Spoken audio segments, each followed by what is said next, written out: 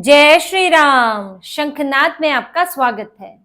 कांग्रेस में मुख्यमंत्री का शपथ ग्रहण तो कर्नाटक में होना है, लेकिन डीके शिव कुमार और सिद्धारमैया दिल्ली से बाहर नहीं जा पा रहे हैं। मंथन ही पूरा नहीं हो रहा है। झगड़ा ऐसा जबरदस्त चल रहा है कि कौन मंत्री होगा, किस खेमे का होगा, इसको लेकर बात ही नहीं बन रही है। और अंतिम स्थिति ये आई है कि अब 34 मुख्यमंत्री की जगह शुरुआती दौर में मात्र 10-15 मुख्यमंत्री ही शपथ ले पाएंगे। डीके शिव कुमार का शपथ ग्रहण समारोह है और इसमें उनके साथ कुछ और मंत्री भी शपथ लेंगे। लेकिन जहां पहले बात हो रही थी कि क्योंकि 34 मंत्री बनाए जा सकते हैं तो सबको एक साथ शपथ दिलाई जाए या फिर कम से कम सबके नामों की घोषणा एक साथ हो जाए और फिर कुछ को आप शपथ मंच पर दिला सकते हैं और कुछ को आप बाद में अलग से दिलवा सकते हैं ताकि कार्यक्रम बहुत लंबा ना हो। लेकिन जब कर्नाटक में बैठक हुई, सुरजेवाला और वेणुगोपाल इन लोगों ने उधर मनाने की कोशिश की तो वहां पर फैसला नहीं हो पाया। फिर डीके शिव कुमार और सिद्धारमैया यहाँ दिल्ली आए कि जी दिल्ली में ही फैसला होगा। लेकिन दिल्ली में भी सिद्धारमैया ने ऐसी टांग अड़ाई है कि राहुल गांधी भौचक्के रह गए और कुछ कर नहीं पा रहे हैं, मन मसोस कर रह जा रहे हैं। डीके शिव कुमार भी फंसे हुए हैं। चल क्या रहा है ये देखिए। जो 10 मंत्री जिनका नाम अब शपथ लेने वाले हैं उसमें यतीन्द्र सिद्धारमैया का नाम जोड़ दिया गया है जो कि सिद्धारमैया के बेटे हैं। प्रियांक खड़गे का नाम भी उसमें है जो कि मल्लिकार्जुन खड़गे के बेटे हैं। अब इनका नाम तो होना ही था खड़गे के बेटे का। बाकी और भी लोग हैं जिनमें जी परमेश्वर है जो पहले भी मंत्री थे, दलित नेता भी हैं। तो 10 नाम ही अभी सामने आ रहे हैं। आगे हो सकता है कि 5 नाम और शपथ लें, लेकिन 34 नाम बाद में डिसाइड होंगे। अब क्यों ऐसा हुआ, क्यों सिर्फ 10 नाम ही सामने आ पाए? सिद्धारमैया ने जो यहाँ पर खेल किया है आप उसको समझिए। सिद्धारमैया कुर्सी से हट गए, कहने को तो उनका कोई नियंत्रण नहीं रहा। डीके शिव कुमार को मंत्री जो है वो डिसाइड करने चाहिए थे, लेकिन यहाँ पर फैसला कौन कर रहा है? सिद्धारमैया।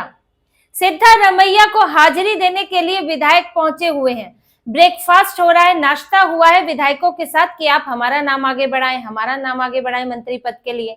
ये अपने आप में अजीब बात है। जहां मुख्यमंत्री है डीके शिव कुमार तो जमावड़ा उनके इर्द गिर्द होना चाहिए था, लेकिन अब भी सिद्धारमैया की वो ताकत है कि विधायक उनसे अनुरोध कर रहे हैं कि हमारा नाम आगे बढ़ाएं मंत्री पद के लिए। तो सबसे पहले उनकी ताकत तो यही दिख जाती है कि पार्टी के लोग उनके बारे में अभी क्या सोच रहे हैं। वो पावर सेंटर बने हुए हैं। सिद्धारमैया ने इसके लिए 2 तरफा रणनीति बनाई है। 2 तरफ से शिव कुमार को घेरना चाहते हैं। एक सरकार पर नियंत्रण, एक संगठन पर नियंत्रण। 2 ही चीजें होती हैं एक पार्टी में। जिसकी सरकार हो, सरकार कैसे चलेगी और पार्टी कैसे चलेगी। अब सिद्धारमैया ने क्या चाल चली है? उन्होंने सरकार पर नियंत्रण के लिए, अब मुख्यमंत्री तो वो खुद बन नहीं सकते, तो मुख्यमंत्री को इर्द गिर्द घेरने की कोशिश की है कि उसमें ज्यादा से ज्यादा मेरे लोग हों मंत्रालय में महत्वपूर्ण पदों पर, मेरे बेटे को डिप्टी सीएम बनाया जाए और सरकार और पार्टी के बीच में समन्वय बनाने के लिए एक समन्वय समिति बनाई जाए। और समन्वय समिति का नाम सुनते ही डीके शिव कुमार का माथा खराब हो गया। यहां तक कि हड़कंप मच गया राहुल गांधी, वेणुगोपाल और खड़गे के बीच में कि ये सिद्धारमैया क्या मांग कर रहे हैं। इसलिए चुप्पी साध ली, उस पर हाँ नहीं बोला है। लेकिन सिद्धारमैया बार बार इसके लिए जोर दे रहे हैं। अब सरकार पर नियंत्रण अगर होगा, अगर मंत्री होंगे सिद्धारमैया के बड़े पदों पर, बड़े मंत्रालयों के साथ, तो डीके शिव कुमार का नियंत्रण कम होगा। ऐसे राजा होंगे डीके शिव कुमार जिसके मंत्री उनकी सुनते नहीं है, वो बस कहने को राजा है, चला कोई और रहा है राज्य। ये समस्या होगी। अब यतीन्द्र सिद्धारमैया अगर डिप्टी बनते हैं तो यहाँ प्रॉब्लम ये आ रही है कि यतीन्द्र सिद्धारमैया इतने वरिष्ठ नेता नहीं है। अगर उन्हें डिप्टी बना दिया जाता है तो बाकी जो वरिष्ठ नेता हैं जिनसे अभी मंत्री पद भी छीना जा रहा है और जिन्हें अभी सिर्फ मंत्री भी बनाया जा रहा है, जिनमें से कुछ ऐसे हैं, तो ये लोग नाराज होंगे कि भाई हमें डिप्टी सीएम क्यों नहीं बनाया गया, हमारी तपस्या में क्या कमी थी, यतीन्द्र सिद्धारमैया क्यों? आप सिद्धारमैया को फायदा दीजिए, लेकिन यतीन्द्र सिद्धारमैया को क्यों दे रहे हैं? इसलिए कांग्रेस यहाँ फंस गई है कि यतीन्द्र सिद्धारमैया को डिप्टी कैसे बनाए। अगर आप संतुलन बनाने के लिए 2 डिप्टी और बनाते हैं तो 3-3 डिप्टी सीएम हो जाएंगे।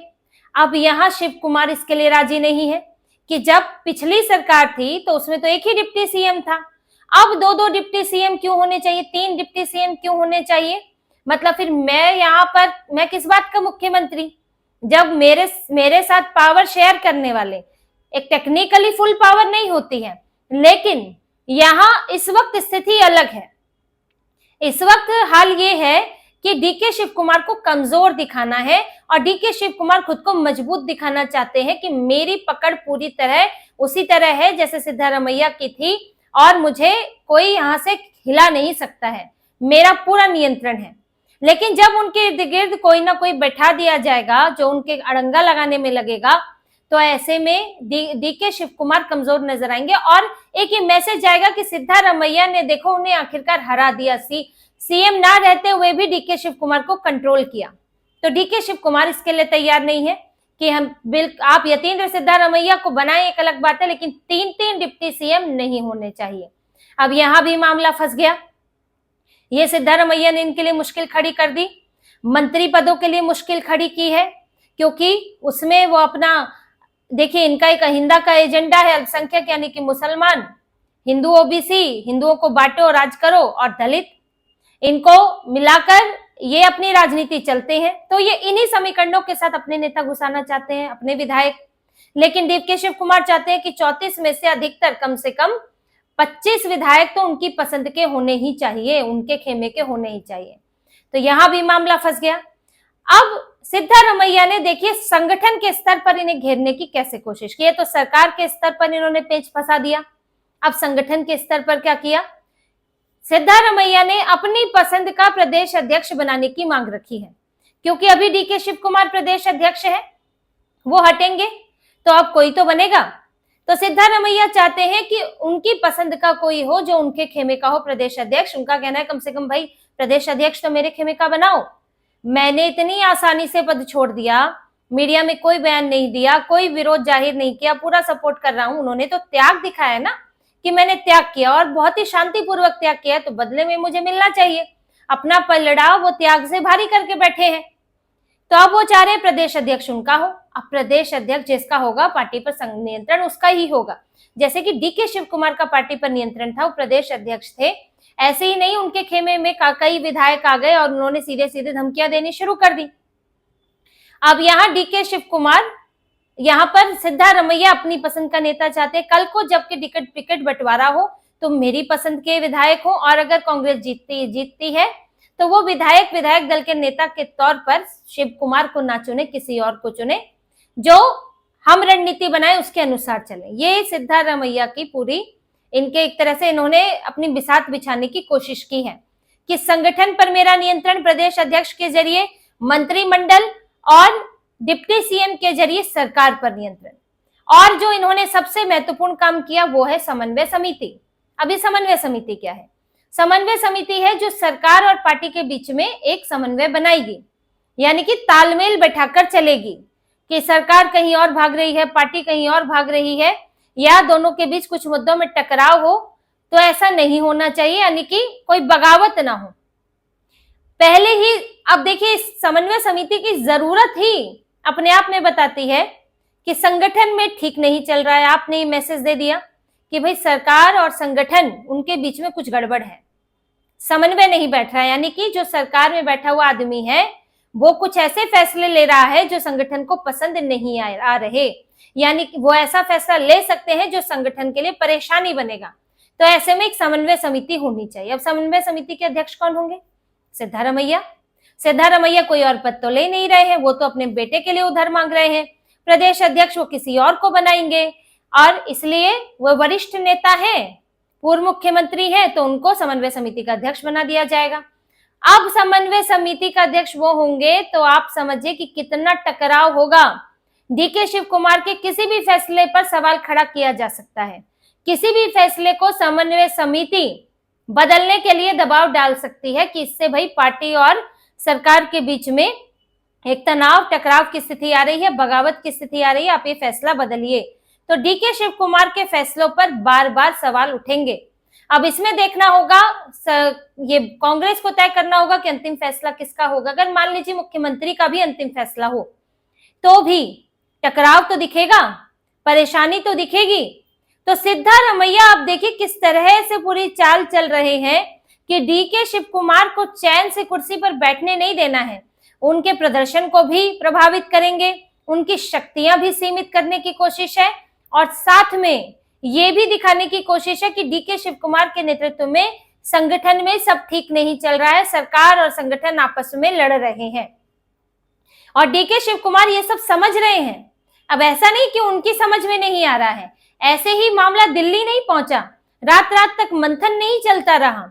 इसकी वजह यही है कि डीके शिव कुमार इस सब के लिए तैयार नहीं हुए और सिद्धारमैया इससे नीचे आ नहीं रहे हैं। तो आ गए भी जी भाई दिल्ली में ही तय कर लेते हैं। अब जल्द से जल्द शपथ ग्रहण भी जरूरी था, कितने दिन आप बिना मुख्यमंत्री के रखेंगे। तो फिर यहाँ दिल्ली में मंथन हुआ। अब दिल्ली के मंथन में फिर यही तय हुआ कि जी अभी चलो 10 मंत्रियों से काम चलाएं, फिर धीरे धीरे हम दूसरी चीजों पर फैसला करेंगे कि और कौन मुख्यमंत्री होगा और साथ में कौन डिप्टी सीएम किस किस को बनाया जाएगा। तो फिलहाल के लिए टाल दिया गया थोड़े दिनों के लिए, ताकि शपथ ग्रहण तो ढंग से निकल जाए। लेकिन आप भले ही टाल दें, लेकिन मन से तो टलता नहीं है, दिमाग से तो टलता नहीं है।